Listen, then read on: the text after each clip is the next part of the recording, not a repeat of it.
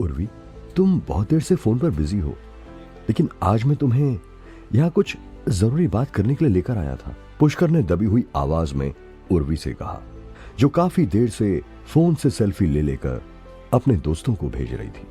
अरे तो बोलो ना, मुझे कान से सुनना है, आंखों से थोड़ी ना।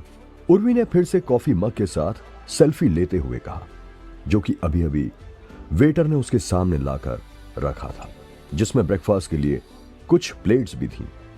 आज वैलेंटाइन डे है और आज के दिन कोई लड़का किसी लड़की को किस लिए बाहर डेट पर लेकर आता है?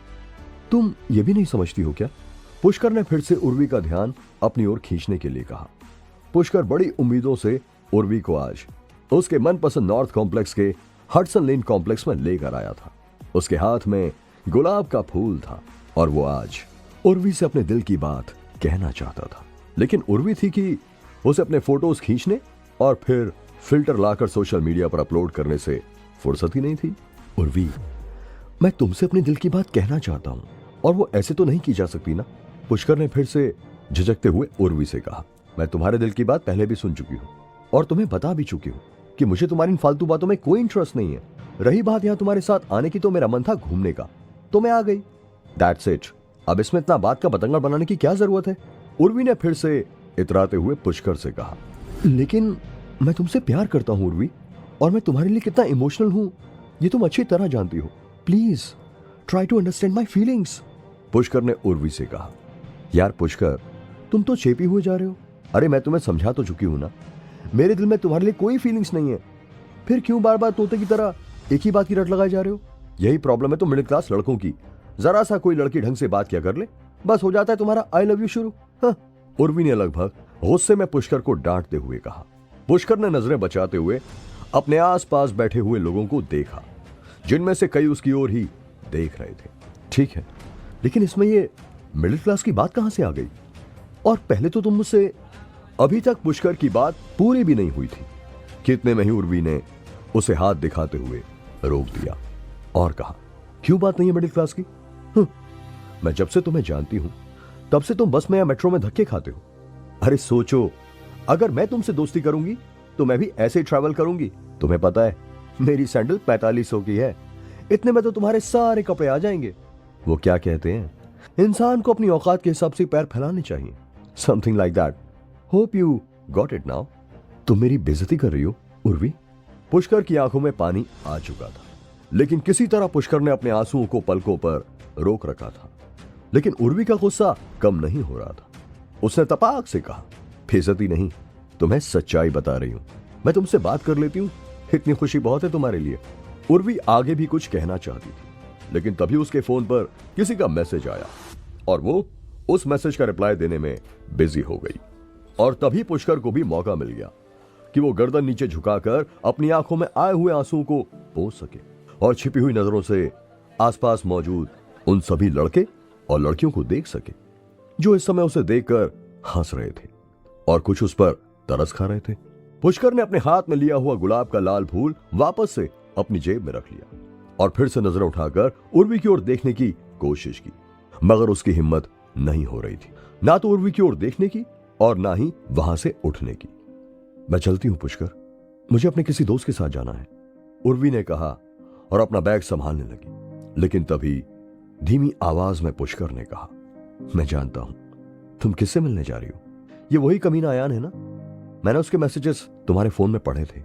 कितनी गंदी और छिछोरी बातें करता है वो, और तुम उसे अपने साइज भी बता रही थी। क्या तुम्हें ऐसी बातें उससे करनी चाहिए? पुष्कर ने धीमी आवाज में उर्वी से कहा, लेकिन जैसे उसने आग में घी डाल दिया था, उसकी बात खत्म होते ही उर्वी जोर से चिल्लाई, what the hell, you creep, you bloody despo, how dare you touch my phone. Urvi की आवाज इतनी तेज थी कि आसपास जितने भी लड़के और लड़कियां खड़े थे वो सब उन दोनों की ओर ही देखने लगे और पूरे कॉम्प्लेक्स में उर्वी की आवाज फैल गई। उस ओपन रेस्टोरेंट का मालिक चक्रधर भी वहां आ पहुंचा था। देखिए, आप दोनों को लड़ाई करनी है तो प्लीज यहां से चले जाइए, यहां तमाशा मत बनाइए, मेरे बाकी कस्टमर्स को प्रॉब्लम हो रही है, चक्रधर ने तेज आवाज में पुष्कर की ओर देखते हुए कहा। पुष्कर ने उर्वी को शांत होने का इशारा किया, लेकिन उर्वी का पारा बहुत हाई था। उसने अचानक ही सामने रखी हुई प्लेट्स और वैलेंटाइन डे के डेकोरेशन के लिए रखा गया फ्लावर पॉट उठाया और जमीन पर पटक दिया। तुम आज के बाद अपनी शक्ल भी मुझे मत दिखाना, समझे? उर्वी ने चिल्लाते हुए कहा और चल पड़ी। पुष्कर भी उर्वी के पीछे पीछे चलते हुए चिल्लाया, उर्वी रुक जाओ, रुक जाओ, तुम मुझे गलत समझ रही हो। पुष्कर दौड़ते हुए उर्वी के पीछे जाने के लिए आगे बढ़ा ही था कि तभी चक्रधर ने उसका हाथ पकड़कर खींच लिया और चिल्लाते हुए कहा, अरे तू कहां जा रहा है बे? ये जो सामान टूटा है उसका पैसा तेरा बाप देगा। तमीज से बात करो, तुम ऐसे कैसे बात कर रहे हो मुझसे? पुष्कर ने अपना हाथ चक्रधर से झड़कते हुए कहा, तमीज के साथ ही ऐसा चाटा मारूंगा ना, अकल ठिकाने आ जाएगी तेरी। साले 1.5 पसली तू सिखाएगा मुझे तमीज? पैसे निकाल मेरे। चक्रधर आगे बढ़ा और पुष्कर को गले से पकड़कर बोला। आसपास के सभी लोग पुष्कर का तमाशा बनते हुए देख रहे थे। लड़की पटाने चले हैं और जेब में 2 आने नहीं होते तुम जैसों के। तू यहां से जाएगा नहीं जब तक मेरे पैसे नहीं देगा, समझा? चक्रधर ने पुष्कर को गले से खींचते हुए कहा, अभी मेरे पास पैसे नहीं है और तू मेरी शर्ट छोड़ दे वरना अच्छा नहीं होगा। पुष्कर ने भी चक्रधर से अपना गला छुड़ाने की कोशिश करते हुए कहा। सभी लोग ये तमाशा देख रहे थे। पुष्कर को बड़ी ही बेइज्जती महसूस हो रही थी। फिर अचानक ही पुष्कर ने चक्रधर से अपना गला छुड़ाने की कोशिश करते हुए उसके गाल पर एक चांटा चढ़ दिया और यही पुष्कर की सबसे बड़ी गलती थी। चांटा लगते ही चक्रधर ने पुष्कर की गिरेबान तो छोड़ दी थी, मगर फिर वो आगे बढ़ा और एक जोरदार मुक्का पुष्कर के पेट में दे मारा। आह! डर से बिलबिलाता हुआ पुष्कर नीचे गिर पड़ा और अगले ही पल पुष्कर ने देखा कि चक्रधर और उसके रेस्टोरेंट में काम करने वाले उसके साथ ही लाठी डंडे लेकर उस पर टूट पड़े हैं। साले, इतनी हिम्मत हो गई तेरी? गंदी गंदी गालियां देते हुए चक्रधर और उसके 4-5 आदमी पुष्कर पर टूट पड़े थे और पुष्कर को बुरी तरह से मार रहे थे। वहां मौजूद सभी लोग पुष्कर को ऐसे पीटते हुए देख तो रहे थे, पर उनमें से किसी में भी इतनी हिम्मत नहीं थी कि वो आगे बढ़कर उसे बचाने की कोशिश भी करे। प्लीज बचाइए मुझे, प्लीज कोई पुलिस को कॉल करो, पुष्कर चिल्ला रहा था। लेकिन जैसे सभी बुत बने हुए उसकी ओर देखे जा रहे थे और तभी पुष्कर के चेहरे पर चक्रधर के आदमी ने जोर से लात मारी, जिससे पुष्कर के मुंह से तेजी से खून बहने लगा। साले, मुझ पर हाथ उठाएगा तू? इतनी हिम्मत हो गई तेरी? ये आखिरी शब्द थे जो पुष्कर के कानों में पड़े और उसके बाद उसकी आंखें बंद होने लगी थी। धुंधली आंखों से वो उसी फूल को निहार रहा था जो वो उर्वी को देने के लिए लाया था और अब वो उन लोगों के पैरों के नीचे कुचला जा चुका था। आसपास के सीसीटीवी की रिकॉर्डिंग हटा दो और पुलिस को कॉल कर दो। कह देंगे कि वैलेंटाइन डे के दिन लड़की के चक्कर में 2 ग्रुप की लड़ाई हो गई, बाकी हमें नहीं पता किन लड़कों ने इसे मारा है। जल्दी करो, पुलिस वाले से अस्पताल पहुंचा देंगे, यहीं मर गया तो दिक्कत हो जाएगी। चक्रधर ने अपने आदमियों से कहा। इस घटना के लगभग 2 महीनों के बाद, हे महादेव, ये क्या है? मेरा पूरा शरीर लाल क्यों होता जा रहा है? ओह नहीं नहीं, क्या मैं जल रहा हूं? पुष्कर बाथरूम के शीशे के सामने खड़ा हुआ अपने शरीर को लाल रंग में बदलते हुए देख रहा था। पुष्कर आज फिर उसी कॉम्प्लेक्स में अपनी पुरानी स्कूल की दोस्त श्रावणी के साथ आया था, लेकिन यहां आते ही फिर से उसे वो ही दिन याद आ गया था। पुष्कर का मन इतना दुखी था कि वो भागकर टॉयलेट में आकर छुप गया, लेकिन जैसे ही पुष्कर ने बाथरूम के मिरर में अपना चेहरा देखा तो वो शॉक हो गया। अचानक ही उसे अपने शरीर में एक अलग ही प्रकार का बदलाव देखने को मिल रहा था। साहब, साहब, उफ, नहीं, मुझे छोड़ दो, कहां से आए हो तुम? ये क्या हो रहा है मुझे? अचानक ही पुष्कर को अपनी छाती और नाभि से 2 सांप निकलते हुए दिखाई दिए, जिनमें से एक काले और एक नीले रंग का था। ओम ओम ओम, ये शब्द पुष्कर के मुंह से ही निकल रहे थे, मगर आवाज उसकी नहीं थी। तेजी से फुंकार मारते हुए वो दोनों सांप उसकी आंखों के सामने नाचने लगे। ये क्या हो रहा है मुझे? तुम कौन हो? मुझे बताओ प्लीज, क्या तुम्हें मेरे महादेव ने भेजा है? पुष्कर महादेव का भक्त था, लेकिन उसने ये कभी नहीं सोचा था कि एक दिन उसके शरीर में इतने खौफनाक बदलाव के साथ साथ उसके अंदर से ओम की ध्वनि भी आने लगेगी।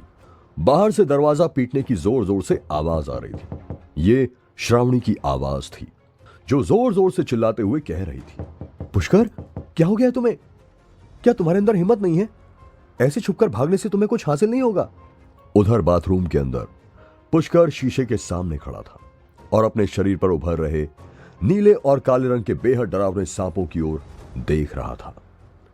पुष्कर ने मिरर में देखा कि उसकी आंखें लाल हो चुकी थी, जैसे कि उनमें किसी ने खून की बूंदें डाल दी हो। उसके दिल की धड़कनें तेज होती जा रही थी, पैर कांपने लगे थे।